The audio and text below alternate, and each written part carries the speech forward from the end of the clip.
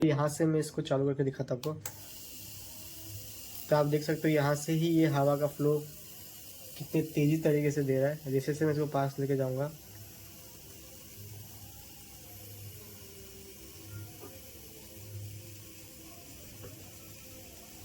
तो सबसे पहले मैं ले लूंगा इस हाई वोल्टेज जनरेटर को, जो कि 3.5 वोल्ट से 40,000 वोल्ट जनरेट करता है कुछ इस तरीके से। फिर उसके बाद मैं ले लूंगा इस पीवीसी बोर्ड को, जो कि बनेगा मेरे फैन का बेस। फिर इस बेस पे मैं डबल साइडेड टेप लगा दूंगा। फिर उसके ऊपर मैं लगा दूंगा बैटरी होल्डर, और जिसपे मेरी ऑलरेडी बैटरी लगी हुई है कुछ इस तरीके से। तो अब बारी है मेरे हाई वोल्टेज जनरेटर की। इसके मैं आउटपुट वाली वायर पीछे रखूंगा और इनपुट वाली वायर आगे रखूंगा, और इस पर मैंने डबल साइडेड टेप लगा रखा हुआ है। अब इसको मैं बैटरी के बगल में फिक्स कर लूँगा कुछ इस तरीके से। तो अब मैंने एक स्विच ले लिया है, आप देख सकते हो ये प्रेस स्विच है। वन प्रेस पे ये ऑन होता है, वन प्रेस पे ऑफ होता है। तो इसको भी मैं डबल साइडेड टेप से एक कोने में लगा लूँगा कुछ इस तरह से। मैंने बैटरी, हाई वोल्टेज जनरेटर और स्विच को लगा लिया है इस बेस पे।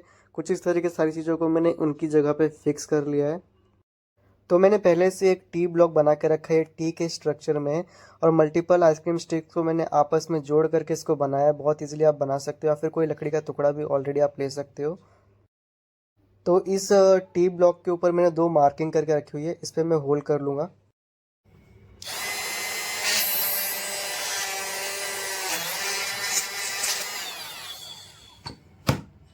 तो अब उस टी ब्लॉक को भी मैं हमारे इस बोर्ड में लगा दूंगा सेंटर पे कुछ इस तरीके से।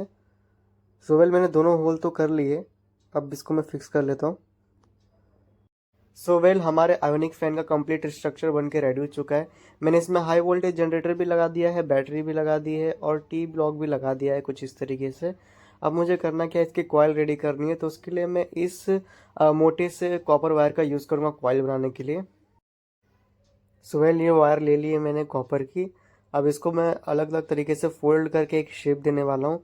आप इसको कोई भी शेप दे सकते हो, सर्कुलर भी दे सकते हो, रेक्टेंगल भी दे सकते हो, और स्क्वायर भी दे सकते हो। बट मैं थोड़ा सा इसे लंबा रखने वाला हूँ, कॉइल को थोड़ा सा अलग शेप देने वाला हूँ मैं इसको। कुछ इस शेप में मैंने बनाया हमारे कॉपर कॉइल को। अब बारी है इसे सोल्डिंग करने की, जहाँ से एंड हुआ है, ताकि कंप्लीट एक कॉइल बन सके। तो मैं इसको सोल्डिंग कर लूँगा सबसे पहले।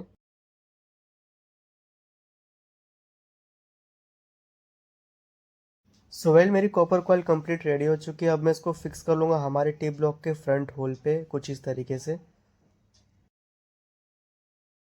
तो अभी जो ये सेकेंड होल बचा हुआ, उसमें मुझे अल्मुनियम का एक पीस लगाना है। तो मेरे पास अल्मुनियम का कोई पीस नहीं है, तो इसलिए मैं अल्मुनियम की वायर का फिलामेंट यूज़ करने वाला हूँ। तो मैं इस वायर को कम्प्लीटली ऐसे छील लूँगा, और इससे पूरा फिलामेंट को थोड़ा सा मोटा करके लपेट करके इस पर लगाने वाला हूँ, इसी होल पे फिक्स करने वाला हूँ। तो अल्युमिनियम की वायर में से जो भी अल्युमिनियम का मेटल पार्ट था, उसको मैंने निकाल के कुछ इस तरीके से बना लिया है। और अब मैं इसको फेविक्विक की मदद से दूसरे वाले होल पे फिक्स कर लूँगा कुछ इस तरीके से। तो अब मेरा कॉपर कॉइल भी रेडी हो चुका है, और अल्युमिनियम की वायर भी रेडी हो चुकी है कुछ इस तरीके से।